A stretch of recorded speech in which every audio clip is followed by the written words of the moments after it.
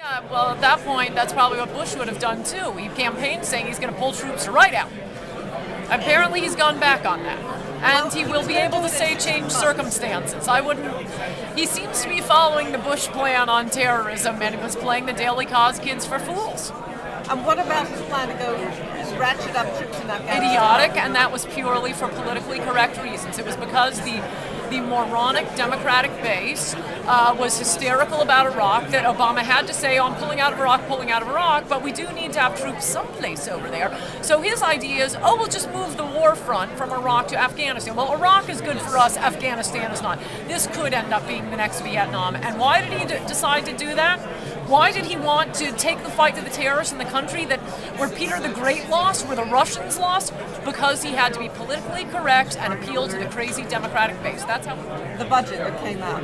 No, that has nothing to do with saving the country. That has to do with saving big government. Saving big government, creating enormous, huge, fabulous big government. Get everybody working for the government, and then they have to keep voting for the Democrats because the Democrats like to keep big government. We'll keep them in big jobs and big pensions and shrink the public sector and have our money worth nothing as they print more and more money to pay for it all.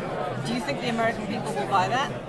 I think they're going to start noticing when their 401k accounts go down. I mean, if the government did absolutely nothing, not the proposal of the Republicans, but if they did nothing, the recession would have been over in 6 months. The longest recession we ever had is 18 months.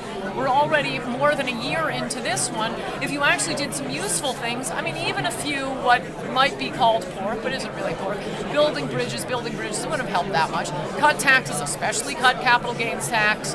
Let these houses be foreclosed on. I mean, that is the heart of this problem, and that's just going to drag it on and on and on. Yeah, I think Americans will notice. What do you think about the government buying a major stake in Citibank?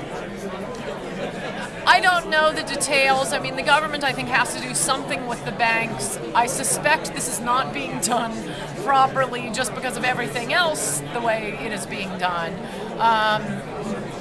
But you do have to do something with these bundled subprime mortgages. It's a very small percentage of what is on the bank's portfolio, but that's what's blowing everything up because of the bundling, because of Democrats like Barney Frank and Chris Dodd forcing banks to give loans not based on normal business practices, but to the poor, let them use welfare benefits, no money down. That's what has created this crisis. That has now infected the entire banking system, and you do need to do something to clean that out and let the good parts of the banks go on. You can't have the banking system go under. You do need to save the good parts of the bank. I suspect this is not being done correctly, but I don't know the details of it.